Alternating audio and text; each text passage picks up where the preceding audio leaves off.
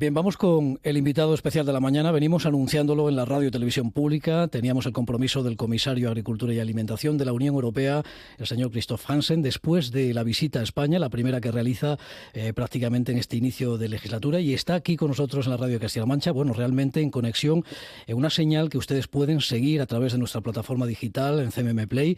Pueden ver esta entrevista al tiempo que la pueden escuchar también a través del sistema tradicional en la radio de Castilla-La Mancha. Así que vamos hasta la capital comunitaria y saludamos al señor Christoph Hansen. Comisario, buenos días y gracias por atender la llamada de la radio y televisión pública de Castilla-La Mancha.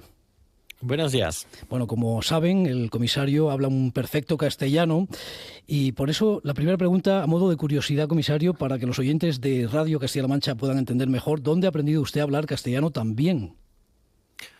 También es un poquito exagerado, capaz, pero tengo familia que vive cerca de Girona y tengo también familia que vive en Argentina y Uruguay, por eso he viajado bastante en países hispanohablantes, por eso. Y también he tenido un curso hace unos años, sí.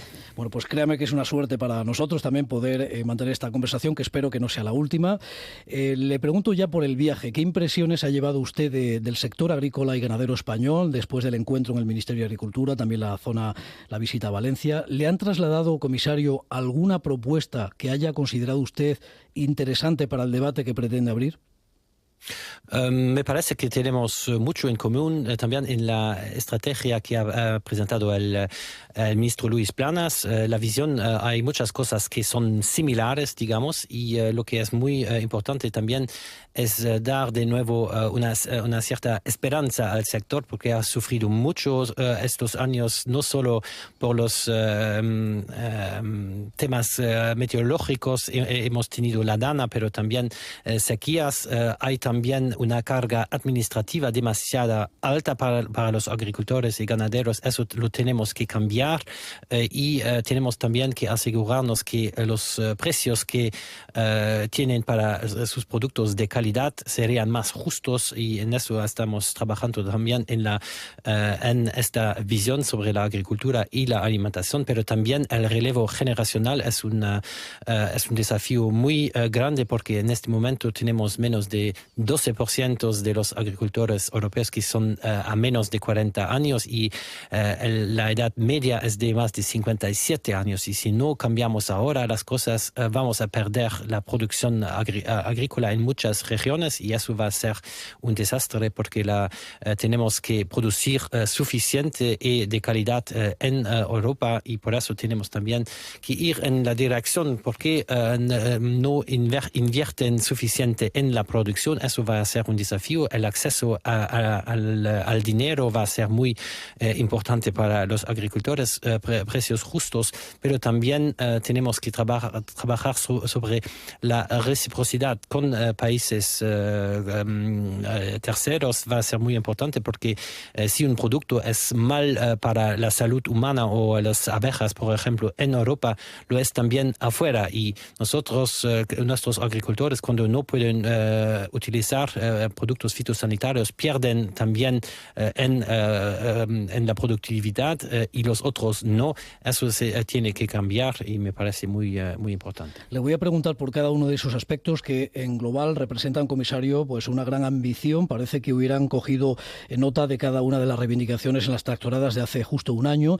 Le pregunto si entonces esta visión de usted de la agricultura y la ganadería 2040, el documento que ha presentado, es un giro hacia otro modelo de política agraria, y si entiende usted que los agricultores y ganaderos se hayan sentido desplazados hasta ahora por esa excesiva ambición ambiental que impregna el Pacto Verde de la política agraria actual. Lo que es claro que el sonido, el tono de nuestra política ha cambiado, y eso fue muy importante, me parece, es que han sentido, por lo menos, si es verdad o no, que solo les empujamos de arriba por abajo. Eso no es la manera para funcionar. Tenemos que dar incentivos al sector para que hacen una producción más sostenible. Me parece que hay eso si el agricultor se siente como parte de la solución y no del problema, y si hay incentivos atractivos para hacer nuevas prácticas agrícolas, me parece que vamos a llegar mejor a esta sostenibilidad, pero la sostenibilidad tiene que ser no solo de medio ambiente, tiene también que ser social y económica, porque en final una granja es una empresa y tiene que también que vivir de la producción. Eso me parece son los primeros pasos. La visión es una hoja de ruta, todavía no es una ley, pero hay varias leyes que van a salir de eso, pero la sensación que también los agricultores españoles se han sentido un poquito lejos de Bruselas, y eso es mi intención también de cambiar. Eso fue mi primera visita en España, no en privado sí lo he hecho también, pero eso es en mi nuevo mandato, y no va a ser la última vez. Y lo que he escuchado de los agricultores me han dicho: ustedes hablan nuestro idioma, no es, y lo que querían decir no fue que hablo un poquito castellano, pero que hablo de lo que les preocupa mucho, que hablo el idioma del sector de la agricultura, y eso lo tenemos que hacer más. Sí. Y yo voy a viajar a todos los países en el primer año, y para España me parece que no va a ser la última vez este año. Además, usted evoca y recuerda su vinculación familiar a la ganadería en los distintos discursos que hemos escuchado hasta ahora, también lo hizo aquí en España. Usted ha dicho que habrá más incentivos en esta hoja de ruta, como usted mismo lo denomina, y no solo obligaciones para el agricultor y el ganadero con el fin de que sean más eficientes. Más incentivos y no solo obligaciones. Pero, ¿en qué está pensando exactamente? Póngame un ejemplo, comisario, para que nuestra audiencia, nuestros oyentes y nuestros telespectadores puedan entenderle exactamente. Por ejemplo, tenemos ahora obligaciones en los planes estratégicos de la agricultura, también en el español, y me parece que hay algunas cosas que podemos poner en los que llamamos ecoschemes, no sé la palabra. Ecoesquemas. Ecoesquemas o ecoregímenes, eso es. Sí, sí. Ecoregímenes, eso es un incentivo, y eso me parece más apropiado también para dar más flexibilidad en final. Eso es importante, porque una región no es como la otra, un país no es como el otro, y también en un país grande como España hay muchas diferencias entre las granjas, pero también entre las regiones. Hay desafíos diferentes en España que no son los mismos que en Luxemburgo o en Polonia, y en eso tenemos que dar esta flexibilidad necesaria. Sí, sobre todo porque países como España, efectivamente, tienen una diversidad agronómica, agrícola, ganadera, que nada tiene que ver con el norte, y eso siempre se ha llevado a las negociaciones de la PAC, pero no siempre ha tenido reflejo en la reforma, de la que ahora le preguntaré también. Pero antes me gustaría también ir al asunto de los jóvenes. Están en su punto de mira, lo hemos visto en este documento, en sus intervenciones, pero la realidad, comisario, es que en otras reformas anteriores de la PAC siempre la Unión Europea, la Comisión, dijo que era un objetivo prioritario, y al final el esfuerzo fue poco relevante, ya que el relevo generacional depende finalmente de que, por ejemplo, en el caso de España, las autonomías busquen fondos propios para cofinanciar el dinero que también llega de Bruselas para el relevo generacional. ¿Usted tiene otra fórmula acaso? Explíqueme por qué, por ejemplo, en Austria hay un relevo más notable con respecto a otros países, o incluso a la media baja de la Unión Europea, que está en un 12%. Digamos que Austria, por ejemplo, tiene no solo un poquito más de dinero que han dedicado a los jóvenes agricultores, pero también han hecho reformas sociales en el país, sobre todo con la jubilación, porque antes habían en una misma granja habían uno de 70 años, uno de 55 años, y habían 3 generaciones y todos fueron agricultores. Pero en final no han dejado la producción o la granja a la siguiente generación, y porque en Austria lo han hecho, que han dicho si solo vas a tener la jubilación, si en final pasas a la nueva generación la explotación. Y eso es algo que tenemos que ver, pero eso es política social, y la mayoría de la política social es nacional en final, y por eso tenemos que trabajar juntos a los diferentes niveles, porque solo el dinero no, y unos cientos de euros más no va a contribuir a que una explotación sería más viable. Lo que es también importante, hemos hecho un paquete para jóvenes de 30.000 millones, sobre todo para son préstamos para jóvenes agricultores. Eso va a ser una primera iniciativa, pero también tenemos un observatorio del acceso a las tierras, porque la tierra en final es muy importante. Sin tierra no puedes producir, y eso también hay personas que invierten en la tierra que no son agricultores, y eso tenemos que ver más claramente para que las tierras van más fácil a lo que necesitan para producir. Estaremos atentos a esas propuestas que entiendo que también efectivamente pasan por esa salida social. Ya hubo en su momento en otras reformas, comisario, ayudas para el cese anticipado, que era como el plan de jubilación para aquellos que cedían el testigo, y veremos si efectivamente hay más presupuesto en la próxima reforma de la PAC para los jóvenes, cuando todavía las cuentas del próximo periodo financiero no se han presentado. ¿Usted cree que habrá margen, sabiendo que la Unión Europea va a gastar más en defensa, dada la situación de la guerra de Rusia en Ucrania, los conflictos geopolíticos? ¿Es posible que no pierda dinero la PAC en esa negociación?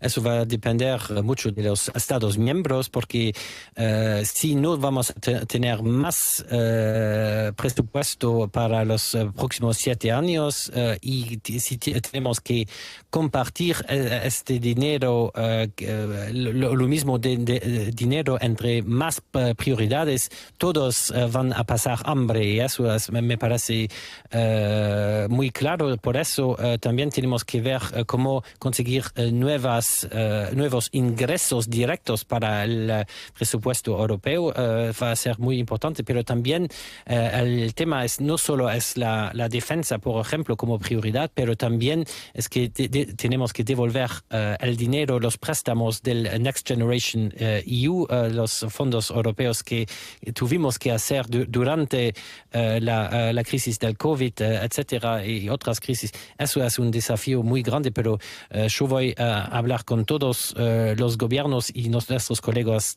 también. Los ministros en el Consejo son de este lado también.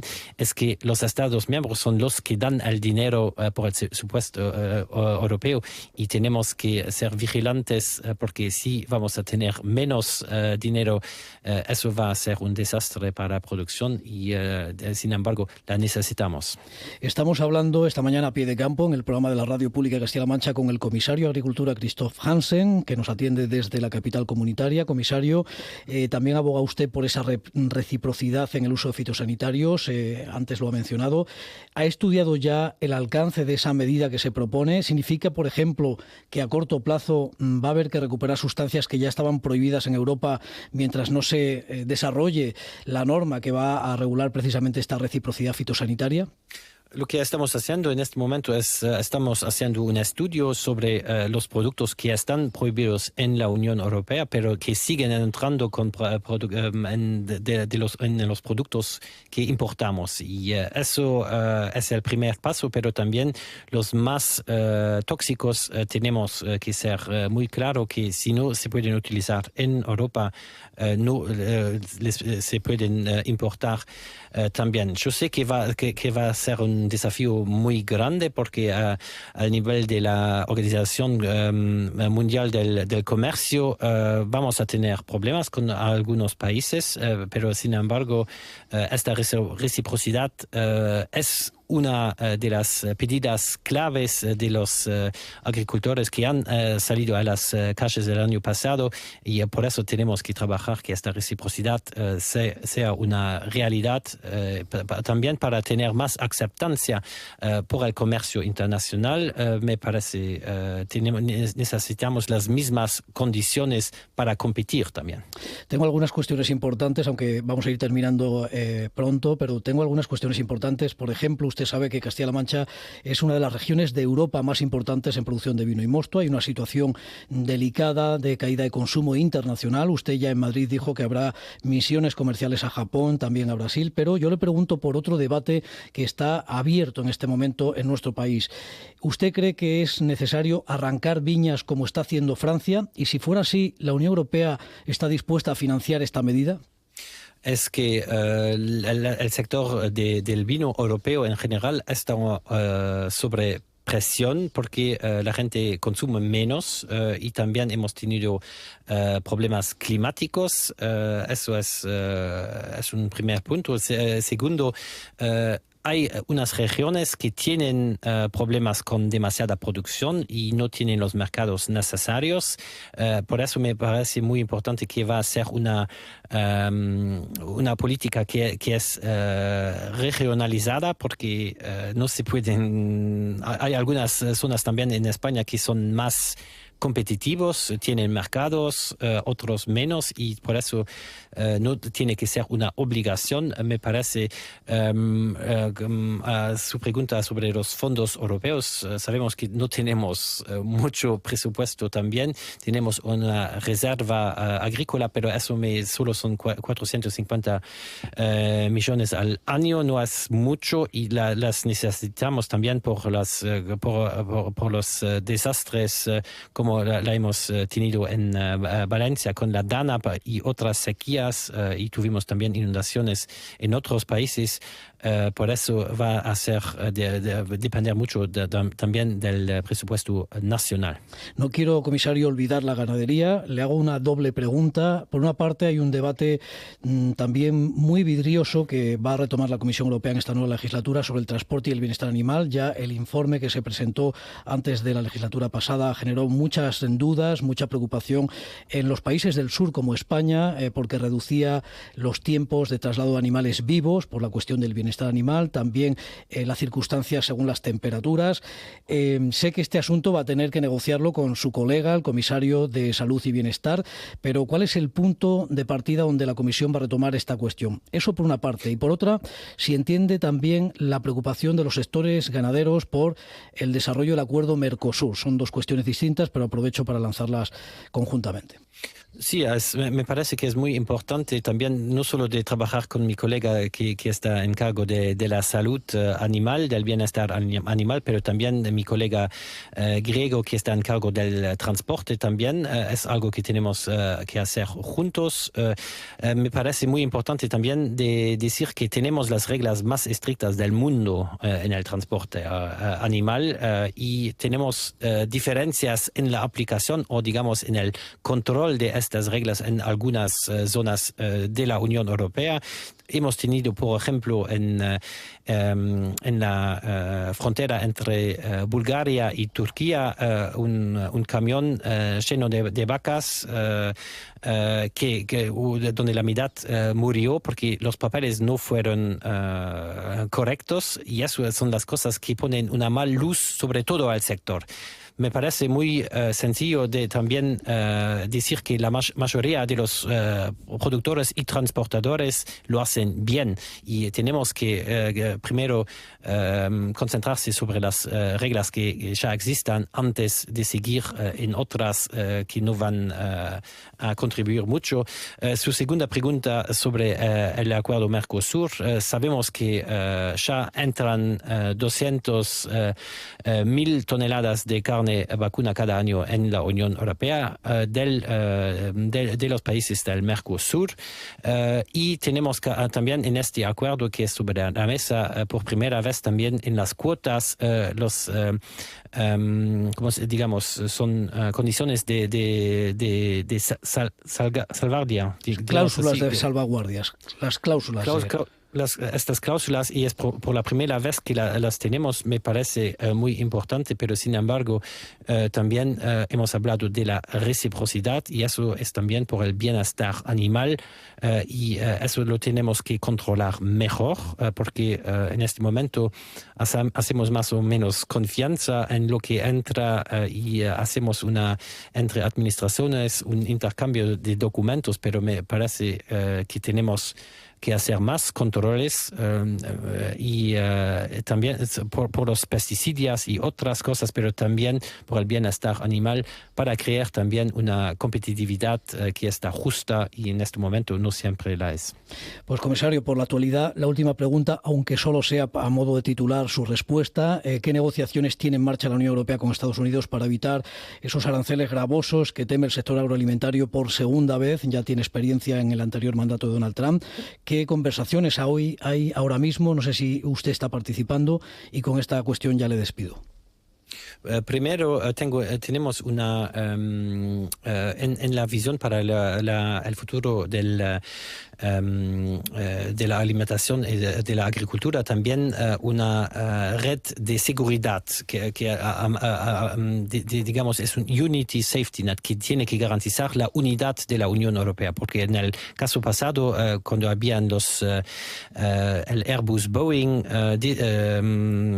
dispute, tuvimos la reacción que los Estados Unidos han hecho, por ejemplo, impuestos sobre las olivas negras, el aceite sí, las aceitunas, también. El aceite, efectivamente. Sí. Sí, y eso tenemos que prepararnos mejor, también con una media financiera para reaccionar, y también tenemos que encontrar nuevos mercados, y por eso tenemos que ver dónde son estos mercados y accederlos también para nuestra producción.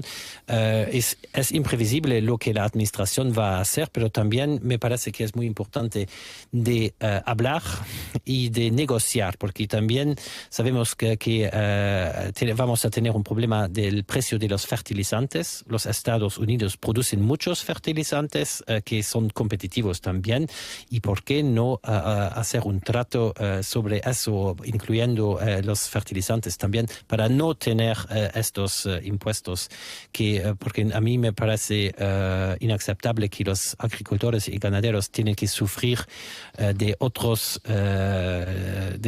problemas de la industria, por ejemplo, y eso tenemos que asegurarnos. Sí, de hecho, menciona usted los fertilizantes. En la reunión del Consejo de Ministros esta semana, el lunes, hay preocupación, y así lo verbalizó el ministro español Luis Planas, por el encarecimiento del gas, y sobre todo después de que la Comisión Europea haya puesto aranceles a Rusia. Hay un debate dividido. La parte productora teme tener que pagar esa factura. La industria de fertilizantes europea avala esa medida para que no se desmantele el sistema de producción europeo y no dependamos de Rusia. Bueno, no le robo más tiempo, comisario, son asuntos de gran actualidad. Le agradezco enormemente, en nombre de todo el equipo de la Radio y Televisión Pública de Castilla-La Mancha, que haya tenido usted el detalle, la deferencia de atender esta llamada. Espero que no sea la última entrevista. Seguiremos muy de cerca su trabajo y le deseamos mucha suerte para esta etapa. Muchas gracias, y con mucho gusto voy a viajar también en la región de Castilla-La Mancha para hablar con los agricultores en directo. Gracias. Pues gracias y buenos días, comisario. Buenos días.